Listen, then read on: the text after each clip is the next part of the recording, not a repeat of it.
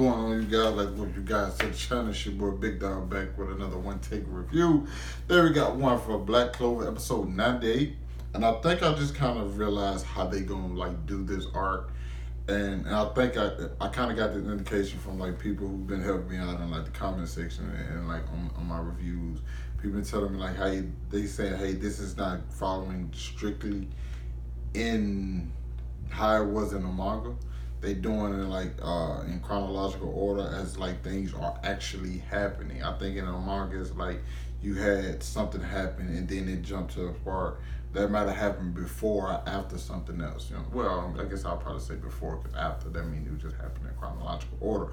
But in this case, because now we jump to because we're basically seeing everything happening at once, but every episode is dedicated to what's happening in that particular place. This spot, it was like the Crimson Lions, they got attacked by their vice captain. If you guys know, the I ain't gonna say there's not a big power gap between the vice captain and captains, but you pretty much can tell like the vice captains are above everyone else, and it is the same in this situation. Vice Captain Randall from the Crimson Lions is pretty, and then he gets a power boost from becoming an elf. So he's pretty much dealing with everybody in the Crimson Lions. They get like pretty much getting manhandled.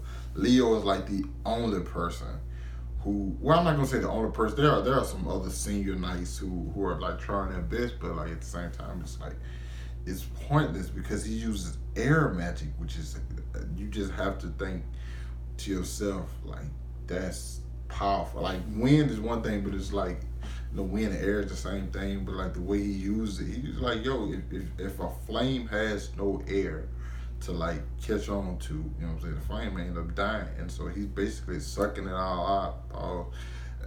So you can't, you know what I'm saying, get to. The flames aren't as effective. You can still make them, but they won't be as effective or as strong. Because like even when he was talking, when Leo was talking about like he used to fan my flames. Why does all this sound so weird? He used to fan my flames and I was like make them stronger. In this situation, like it's the reverse.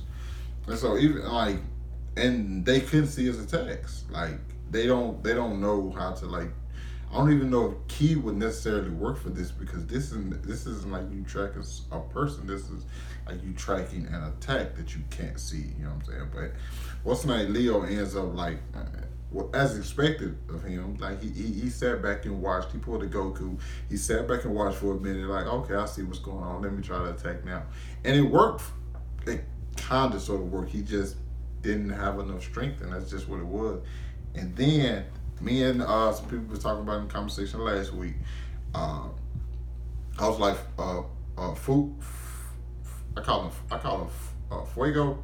I know it's not Fuego, Fuegoleon, but like I knew he was gonna be introduced, and people told me like, yo, he'll be back, or he's gonna play a part. He's gonna fight in it. And I guess they didn't lie. Like it wasn't like a spoil. I knew he was gonna wake up because you saw his finger twitch last week. So when he comes back and like he came back beastly. Like he got a really shining moment. But the thing is, like when he came back and I saw the salamander window, that kind of raised questions. First of all, the flame arm, love it. Okay. Love it. To me, it's kind of, it reminds me of like Kid from One Piece got the metal arm because like he controls metal. Fuegoleon controls fire, so it's like it's only right that he would have a flame arm. Like you know what I'm saying? I want to see him like I gotta say it. Fire fist punch somebody. Okay, I just have to see it. So, but like him coming back and the way he looked, the way they animated him, it's just all that about it was like, okay, yeah, this is super, super dope. But the thing I was wondering about before they answered it in the episode was like the salamander, because I'm like, yo, I could have swore Fauna had the salamander, but apparently, I was thinking, I'm like, I thought there was only like one spirit to a person.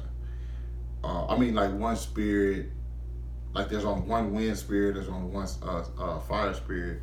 That's what I was thinking, and it's like, yeah, it is. So when Asta defeated them, defeated Fauna, the salamander left and it just chose someone else. So I'm kind of wondering what does Fauna have now.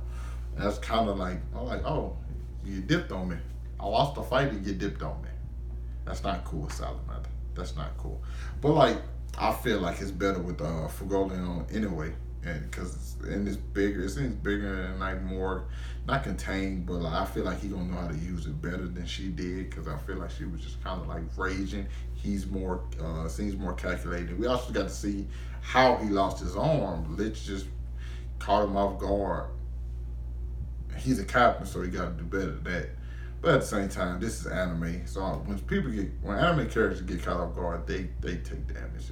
And Lich didn't spare him at all. He just took an arm. I don't know why he took an arm and out his head. I don't know. But either way, I think again, I didn't know he passed out from the blood loss, like when he lost his arm. That makes sense, but I thought it was like something more than that. Now that he has, and two things. Now he realized he is no longer the captain of the Crimson Lions. Also, and he realized what's going on. I feel like I want to see him confront Lich again. Cause like Lich, like, yo, I did you in one time, I'll do it again. Like I really want to see them like have another confrontation, because let's just be, he don't necessarily need his dub back, but he needs something. He needs to get at him. And probably just as big as him coming back and getting Salamander, we found out just about take that back. I said just about. I think every member of the Golden Dawns, other than Mimosa, is an elf now. Langris is back, and Langris is actually Latry, who is Patrick's cousin. So it's like all of them, like one of these strongest Magic Knight squads are all elves now, and they're like about to go on the offensive.